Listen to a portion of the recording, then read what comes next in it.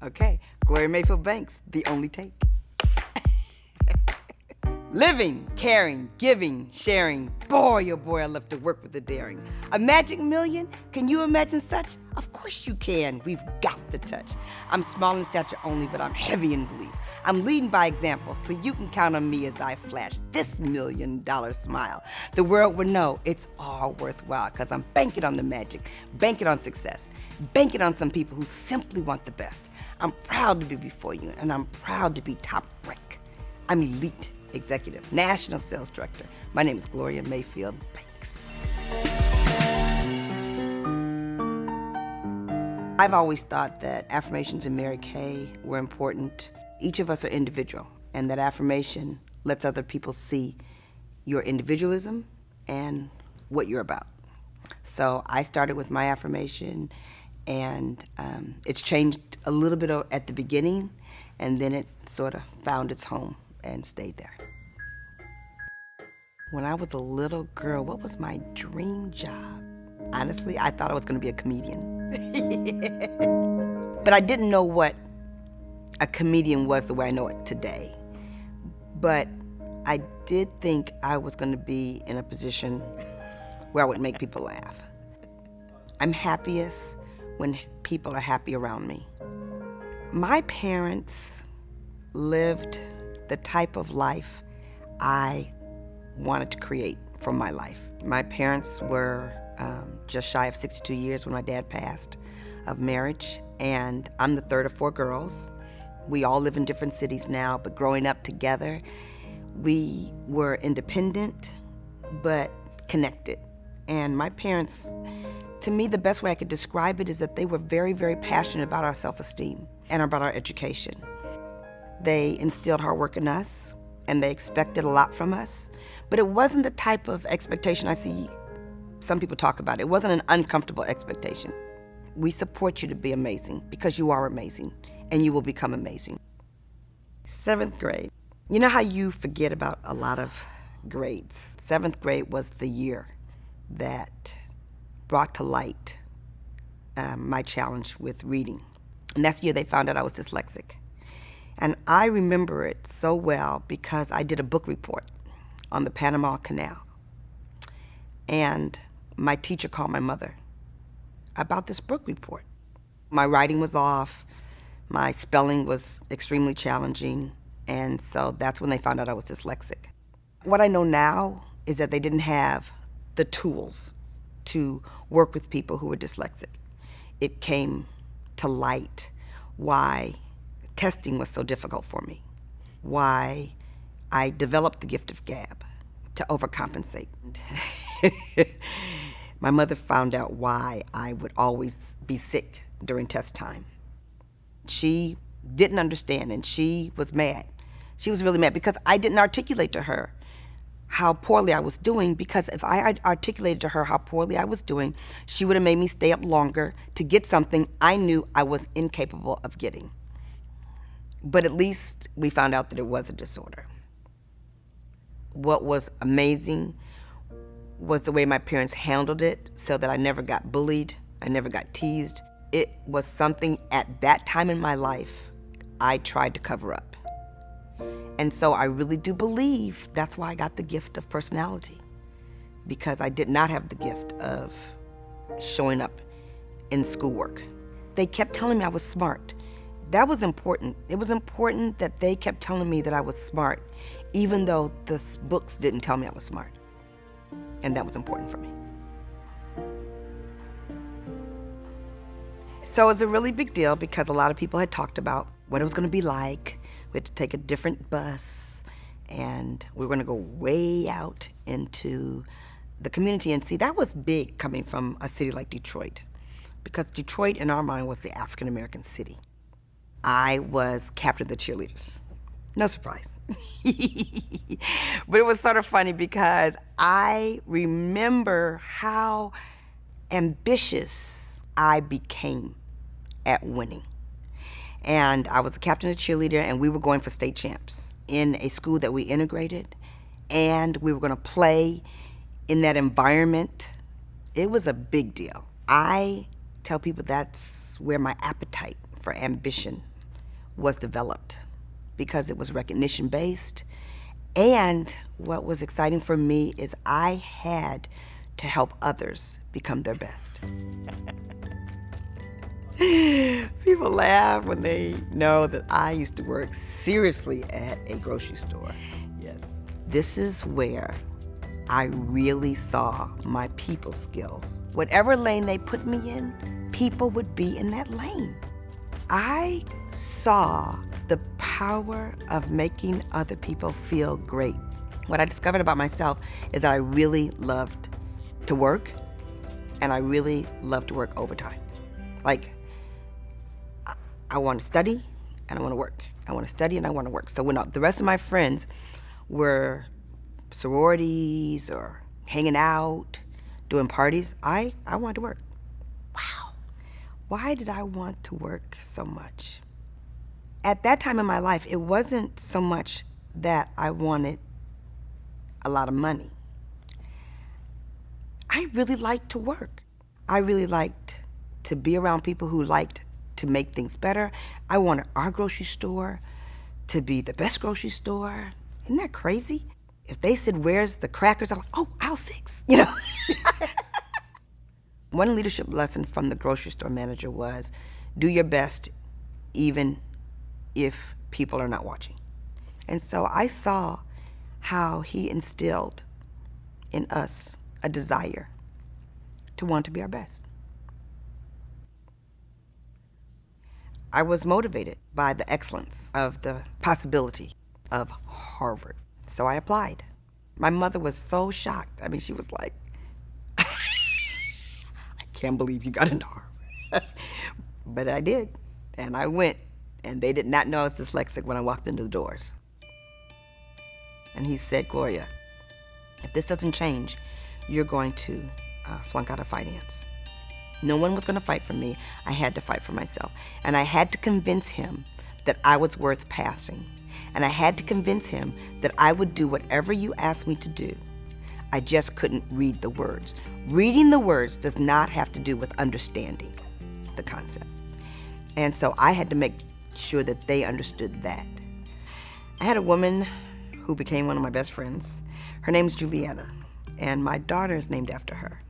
And Juliana was so magnificent because she read to me every day for 2 years. She would read the case studies to me. I would explain the case studies to her. It was a strong lesson in you have time to help other people and still get your job done. So she read to me, and I helped her, and we'd stay up nights to get it done. I told her I was naming my daughter after her, and I remember her eyes filling up with tears. I remember that. My daughter being named Juliana is a reminder of someone who reached into my heart and gave me time when we didn't have any time. When everybody doesn't think you have time, when you give them a little bit of time, it makes them feel amazing. The night before my wedding, I was back in Detroit, of course, and my girlfriend was having a party, and I wanted to go to the party, but he didn't want to go. So I said I was going to go. And it was at that moment he told me he was going to hit me. He was clear, and he told me, I'm going to beat you if you go to that party. And I remember exactly where I was standing. I said, no, you're not. My father's in the house. You're not going to do anything to me. I'm going to the party. So I went to the party. I gave him back the ring. We broke up that night. I didn't tell anybody. I came back home from the party, and he was waiting for me. And he was mad, but we talked.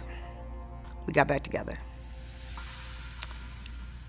I should have known at that time that it wasn't good. He'd already had anger issues that I had seen.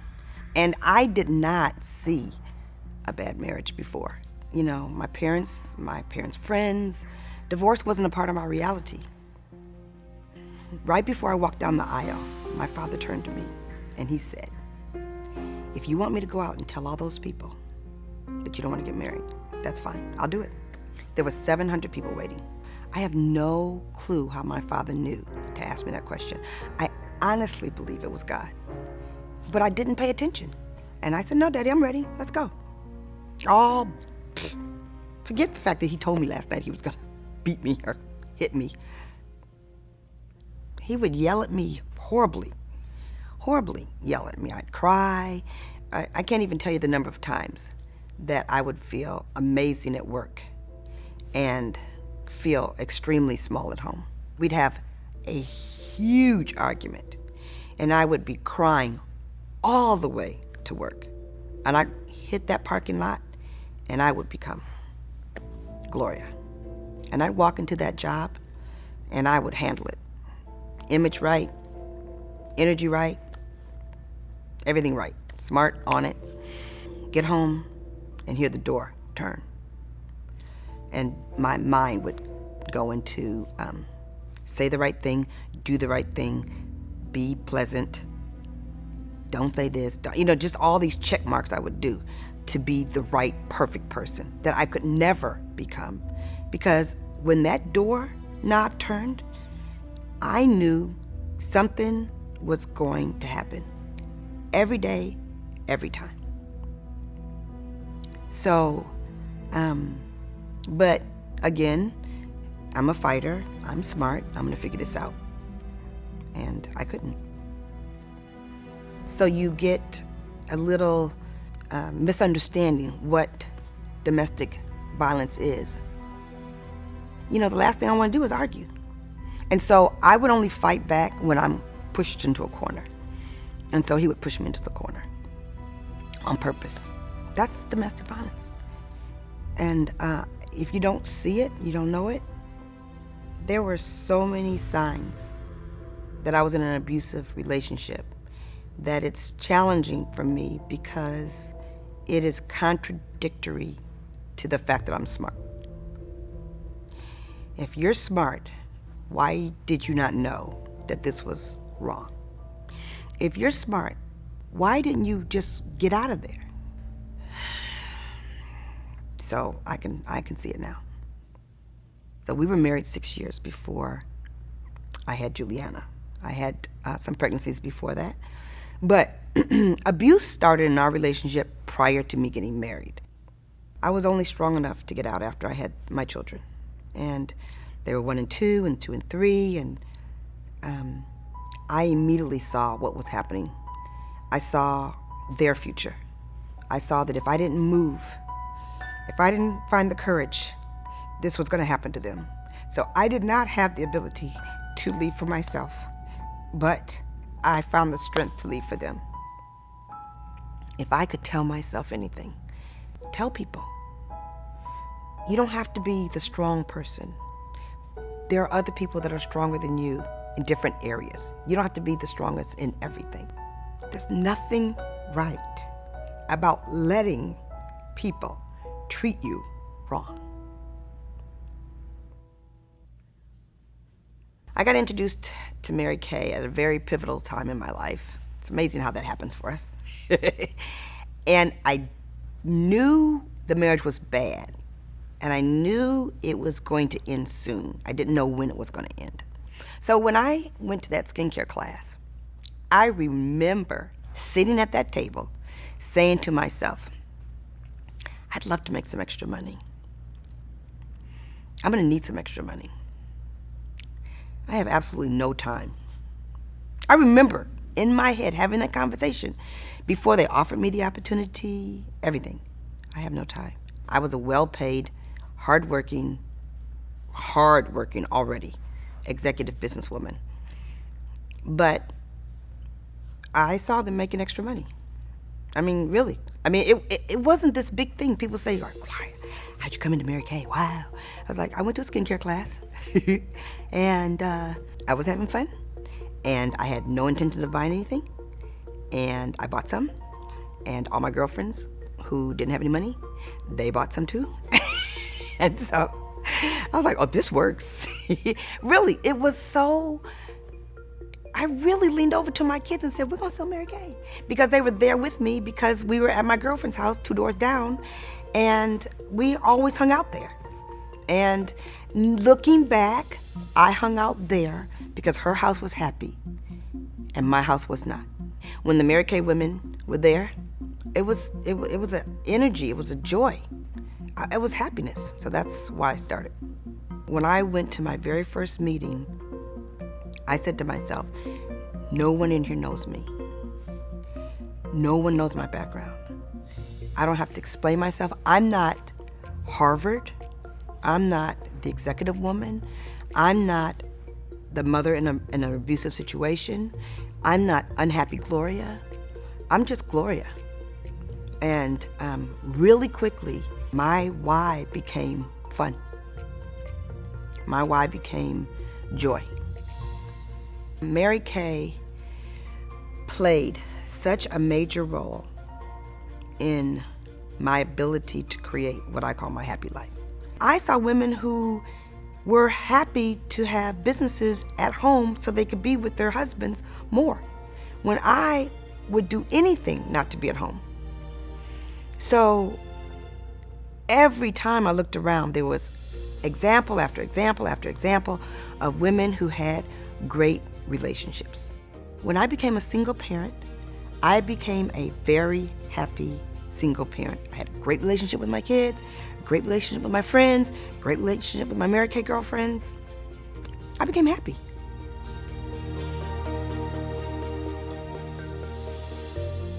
And it was because of those two children that I learned how to be a great single mother, and I fell in love with my husband, Ken. And it was because of those children, because I took them on vacation, that they led me to the love of my life. When he met me, the first thing he said was, I have never met such a happy single mother. And I can honestly tell you, it is because of the choice of this career that I was a happy single mother.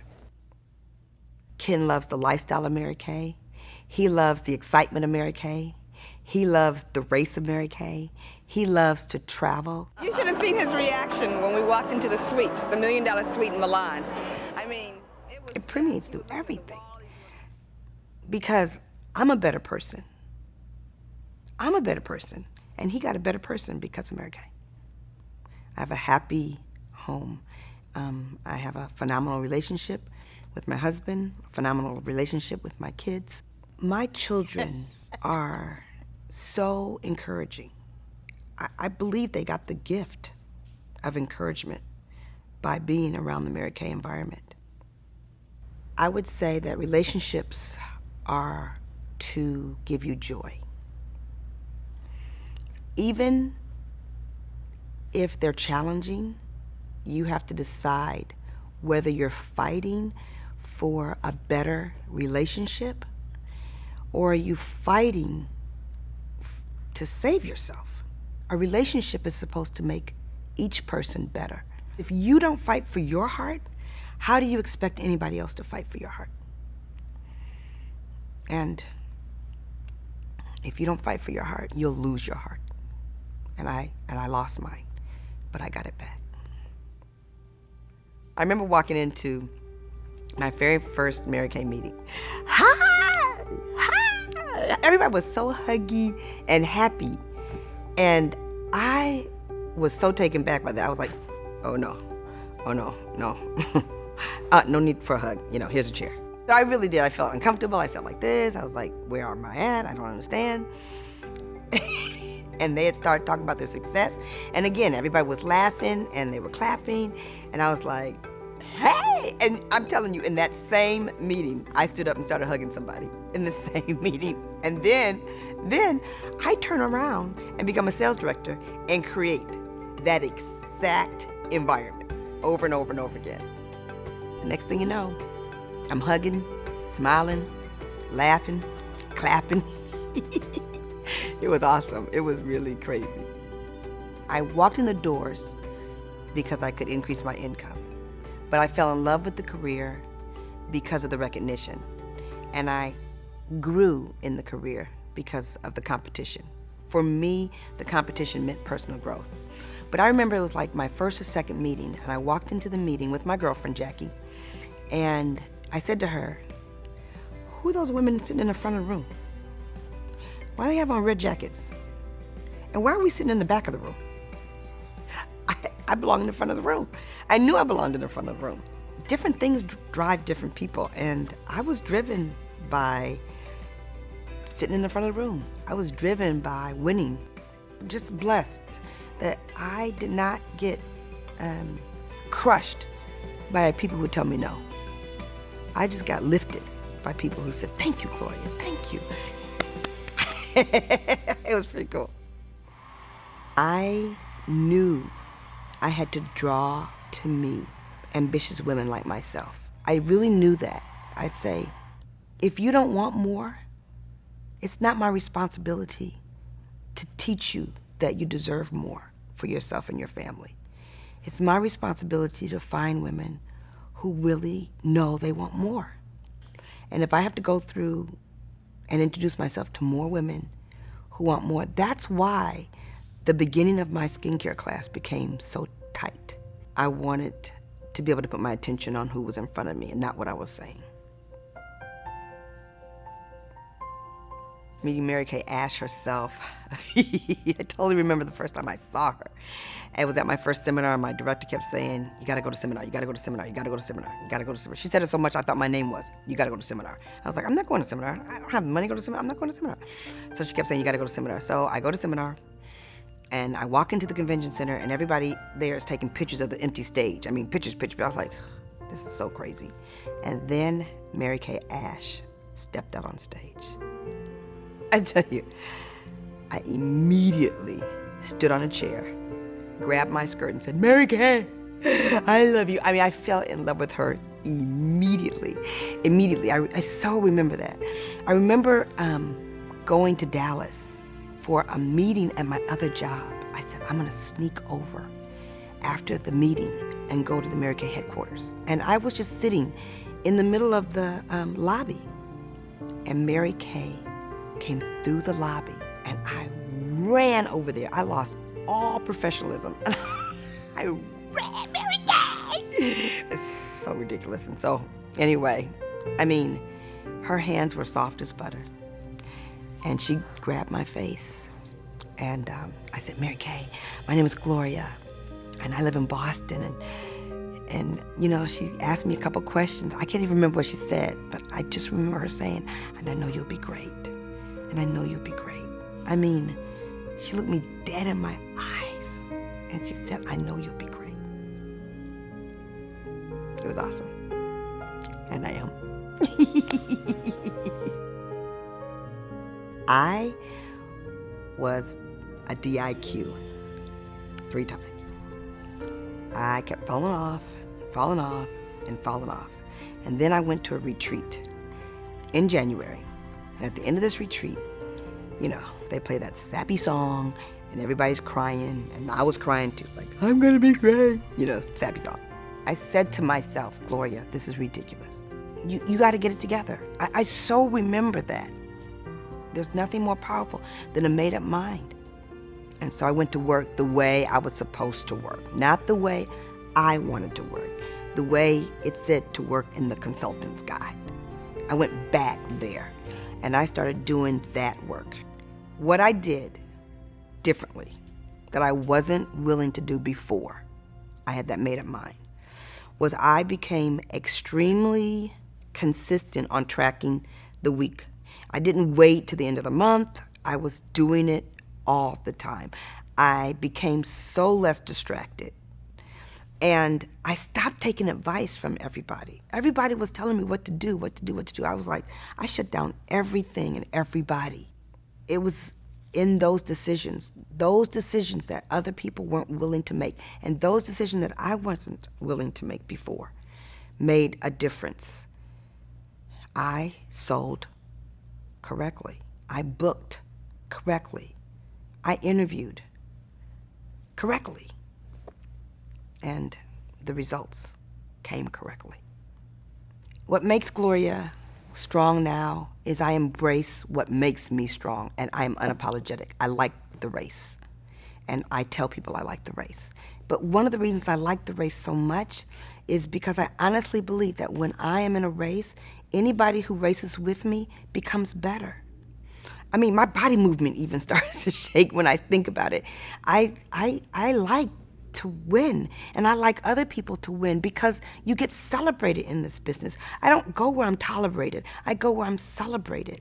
So when I'm on the phone talking to people, I'm laughing. When I'm mentoring, I'm happy. Awesome now, because now I can do it in English, in Spanish, in Portuguese, and I can see their light bulb go on. And it's the pink light bulb. And when it goes on, I'm happy. And that makes me successful. I had to become really good at listening. I had to really learn the art of asking questions and really hearing them.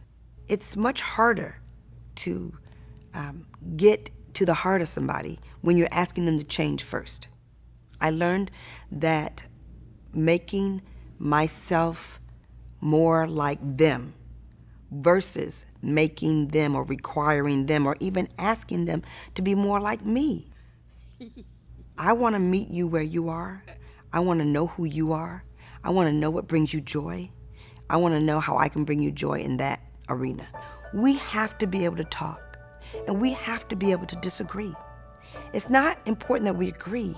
What's important is that I am able to tell you what I think, and you're able to tell me what you think. And that way, it's not personality driven, and I pray in the morning a lot about, God, take away my ego and let me hear the other person. And I am always starving to learn more about how I can be a better leader.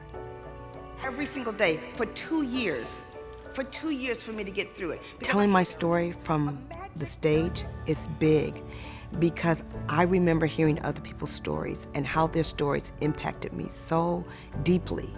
And because of Mary Kay, I've been able to tell my story, and I was able to find the strength to tell the real story, to see what a difference it made. So now I teach other people, win, so you can tell your story. Everybody has a story. Everybody has a story. You just don't necessarily have the platform to tell the story. So my responsibility as a role model in the African American community is big for me because I don't think everybody understands it. Because for me, it is an example for African American as much as it is an example for everyone who's not African American. All of us have thoughts about other cultures. And when you see someone who is successful in another culture, everyone starts to believe more in that other culture. It's a lot of pressure. It's a lot of expectation. It's a lot of desire that when you're at this level, you want other people at this level with you. No matter what their race, you want them at this level. But when you're the first African American at this level, you're opening the door for others to do the same. One of my favorite examples was when I took my daughter to college, her first year. And so I leaned over to the registrar office and I said, how much does it cost for her to attend college here for the amount? And I'd like to know her tuition and her books and her food, everything. And the lady looks up at me and she immediately looks at me and she says, you need to go down the hall to financial aid and they'll put you on a plan.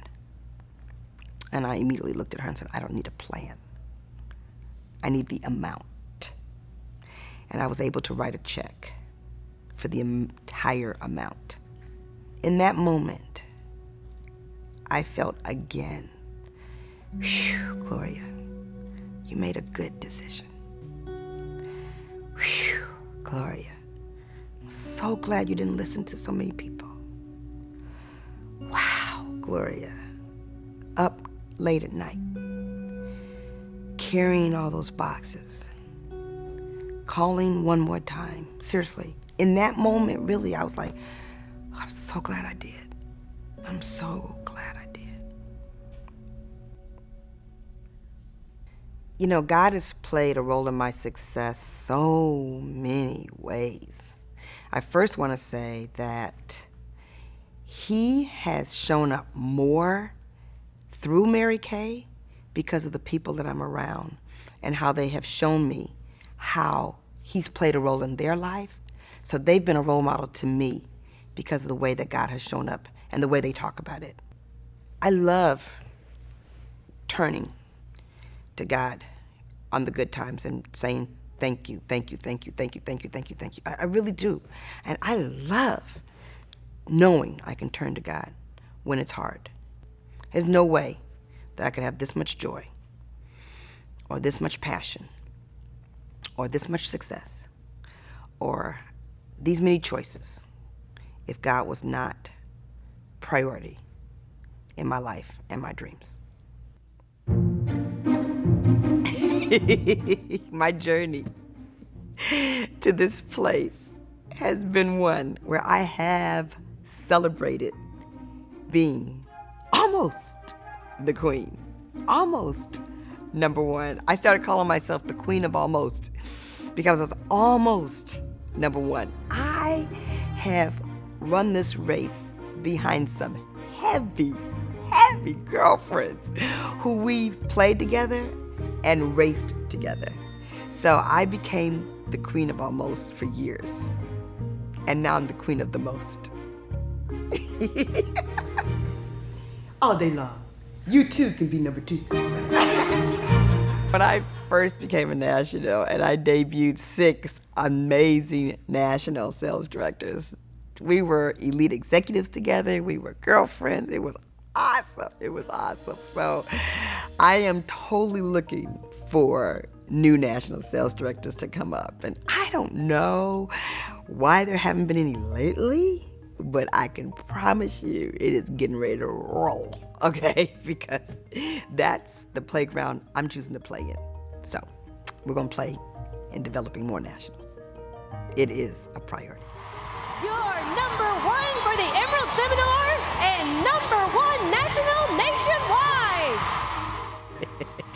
But my next goal is to make sure that everybody else is excited to be number 2. That's my next goal. But my next goal and my next focus is to use these years and this wisdom really to identify women who want to be at the top of their game and are willing to do the work to get there. Become national sales directors, but to be top directors so that I can increase their influence on more people. The legacy I leave is how many people were touched by me that could touch a whole lot more people. I'm so proud to be before you. I'm so proud to be top rank. I'm elite executive, national sales director. My name is Gloria Mayfield Banks.